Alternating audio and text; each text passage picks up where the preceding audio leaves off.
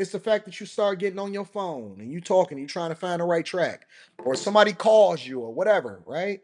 Or these people is fighting and you driving down the street, or you start to hear a siren over here, or the police officer or a fire truck is over there. It's always some shit that's going on all around you. And before you even get to your destination to get that bag, you've literally had a whole day and a whole movie play out all around you because there's so many different things and distractions. And so what I'm telling you is that the pathway to what success looks like, whether that be in your relationship or whether that be in your finances or whatever it is, it's a very direct, narrow, straight path. The problem with most of us is that we allow ourselves to be distracted and get knocked off of it because the devil can't reconstruct the road. The road is right there. Nobody can reconstruct the road. The path is right there.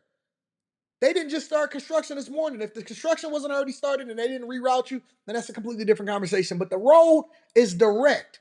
And so what he do is he knows that he can't undo what God already set there and the pathway that allows for you to be successful. So what he do is he put on a clown suit on the side of the road. It's always a bunch of shit down these other roads and the side streets that get you distracted from what you're supposed to do. And so then you turn down that road. Oh man, I want to stop down and I stop down the street. I want to stop at that store. I want to do this. I want to do that. And before you know it, you completely off your path, or it's a bunch of other people that's blocking you from your blessing. Or you got to figure out how to get back. Everybody that I've ever talked to either say one or two things. They say, yo, and I don't care if you 18 or you 60. They say, Anton, I feel so far behind. Or I got to get back to this path, or I got to get back to who I was. If you never got off the fucking road in the first place, if you never started looking in the rearview mirror, if you never started getting distracted by looking to the side or looking that way or looking down or looking at your phone, and you was 100% zoomed in and focused on what you were supposed to take care of, you would never even be in this situation in the first place. But no, you had to take that detour to jail. You got to take that detour towards being a step baby daddy. Oh, you got to take that detour towards being broke. You got all of that debt because you wanted to get them credit cards in order to impress some hoes.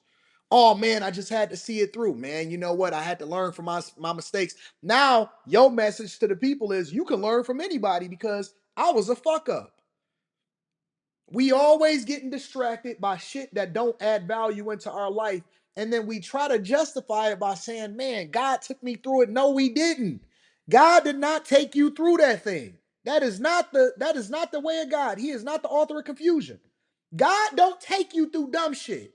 He forced you to qualify yourself to be worthy of the blessing by being faithful over little so he can make you rule over much. God takes you from here to here, here to here, here to here. He progresses you. He don't distract you. You allow yourself to get distracted by things that's not adding value into your life, and then you blame it on God and you act like that's the reason why you left the church. That's not why you left the church. You left the church because you looked at the devil in the blue dress. The devil in the blue dress knocks you off your path, and you want to blame it on everybody else. Man, you know right from wrong. You knew you wasn't supposed to be fucking with that girl. You know that grandma told you, hey man, that hoe ain't nothing for the streets, and you wanted to see it through anyway because you just had to get a taste. You know what you supposed to be doing. You know who the people that's for you. You know the woman that you were supposed to be with. I will never forget, and I can call my mother right now.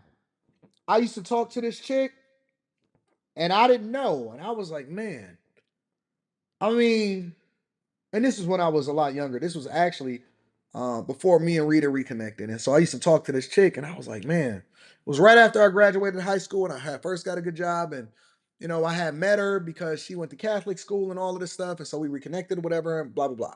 And so I was talking to this chick, and it wound up being a chick that Rita had got into it with. And I was talking to my parents one day, and I was like, what y'all think about her? What do you think about her? What? Because it was the first girl that I had actually ever took serious before Rita. And I said, what do y'all think about her? And the first thing that my dad said, the first thing that my father said, he said, man, that girl gonna ruin your fucking life. He didn't say fucking, I'm throwing some emphasis on there. I gotta quote him correctly, but this is the real truth. He said, Anton, that girl right there, I know that she seems smart. I know she light skinned. He said, I know this, I know that. He said, but I'm telling you, the longer you keep that girl in your life, she gonna ruin your future. Whatever it is that God got planned for you and what you supposed to be doing, that girl is not supposed to be in it. And I said, ooh, we. I had to sit with that shit for a minute because I had really liked her. I had to sit with it. And ultimately, I was like, you know what? I gotta let her be for the streets. I gotta let her go. And she wasn't for the streets, but eventually I had to let her be for the streets. And so she wound up going off to college and she wound up going to Spelman or whatever like that. So shout out to her. She's not a bad person, but she wound up going to Spelman or whatever like that. And she wound up coming back to Detroit in order to visit because her parents and stuff was here. And she finessed because Rita had, I was like, yo, this is my homegirl or whatever, even though we're not talking no more. This is my girl, it's my dog or whatever. And her and Rita wound up getting into it because she lied to Rita or whatever. And it was a big conversation, but she wound up exposing herself for who she truly was. And ironically enough, I believe that she's still single today. And so my question then becomes, if you still single today at 42 years old, how come ain't nobody picked you? You know what I'm saying? And this is not to throw her under the bus, but this is just to let you know that there are people in your life, and it may be me talking to you right now, that is giving you everything that you need in order to recognize the people that you're not supposed to have in your life. And for me, at that time, it was my parents. And my father told me, he said, Anton, whatever it is that you think that you're supposed to be doing and what God has said that you're supposed to be doing, that girl is going to throw you off and she's going to ruin your life.